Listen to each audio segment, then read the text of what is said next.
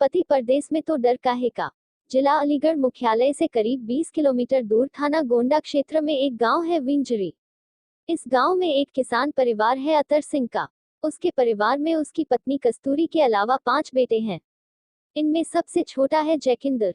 अतर सिंह के तीसरे नंबर के बेटे को छोड़कर सभी बेटों की शादियां हो चुकी हैं। इसके बावजूद पूरा परिवार आज भी एक ही मकान में संगठित रूप से रहता है। अतर सिंह का सबसे छोटा बेटा जैकिंदर आंध्र प्रदेश में रेलवे में नौकरी करता है। 1.5 साल पहले उसकी शादी पुरा स्टेशन हाथरस निवासी फौजी रमेश चंद्र की बेटी प्रेमलता उर्फ मोना के साथ तय हो गई थी। मोना के पिता के सामने अतर सिंह की कुछ भी हैसियत नहीं थी। यह रिश्ता जैकिंदर की रेलवे में नौकरी लग जाने की वजह से हुआ था। अतर सिंह ने समझदारी से काम लेते हुए जैकिंदर की शादी से पहले अपने मकान के ऊपरी हिस्से पर एक हालनुमा बड़ा सा कमरा, बरामदा और रसोई बनवा दी थी, ताकि दहेज में मिलने वाला सामान ढंग से रखा जा सके। साथ ही उसमें जैकिंदर अपनी पत्नी के साथ रह भी सके। मई 2015 में जैकिंदर और मोना की शादी हुई तो मोना के पिता ने दिल खोलकर दहेज दिया, जिसमें घर गृहस्थी का सभी जरूरी सामान था। मोना जब मायके से विदा होकर ससुराल आई तो अपने जेठ जेठानियों की हालत देखकर परेशान हो उठी। उनकी माली हालत ठीक नहीं थी। उसकी समझ में नहीं आया कि उसके पिता ने क्या देखकर उसकी शादी यहाँ की। मोना ने अपनी माँ को फोन करके वस्तुस्थिति से अवगत कराया। माँ पहले से ही हकीकत जानती थी, इसलिए उसने मोना को समझाते हुए कहा, तुझे उन सब से क्या लेना देना। छत पर तेरे लिए अलग मकान बना दिया गया है। तेरा पति भी सरकारी नौकरी में है, तू मौज कर। मोना माँ की बात मान गई। उसने अपने दहेज का सारा सामान ऊपर वाले कमरे में रखवा कर अपना कमरा सजा दिया। उस कमरे को देखकर कोई भी कह सकता था कि वह बड़े बाप की बेटी है। उसके हालनुमा कमरे में टीवी, फ्रिज, वॉशिंग मशीन और गैस वगैरह सब कुछ था। सोफा सेट और डबल बेड भी।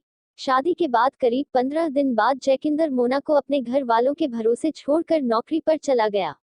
पति के जाने के बाद मोना ने ऊपर वाले कमरे में न केवल अकेले रहना शुरू कर दिया, बल्कि पति के परिवार से भी कोई नाता नहीं रखा।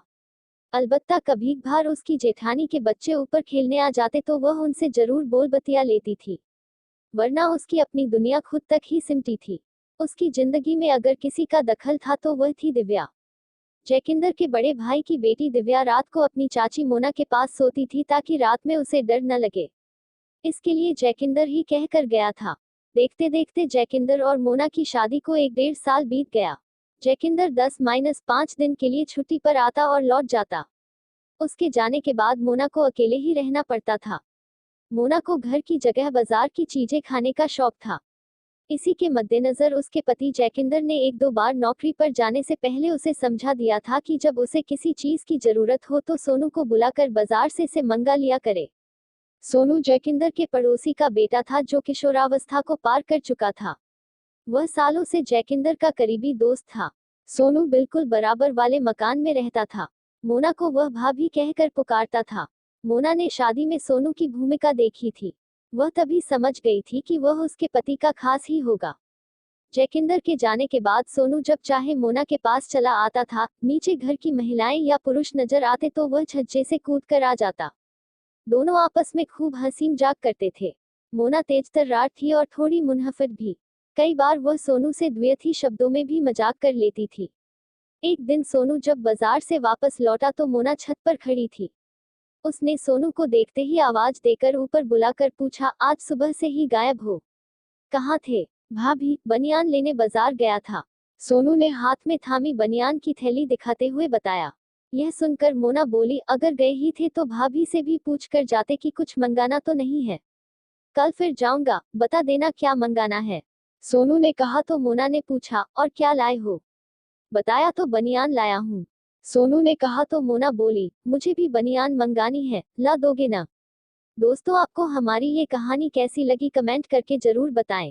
इसका अगला भाग बहुत ही जल्दी आएगा। तब तक के लिए वीडियो लाइक करें और शेयर करें और हमारे चैनल को सब्सक्राइब करें। मिलते बहुत जल्दी ही अगले पार्ट में। तब तक के लिए धन्यवाद।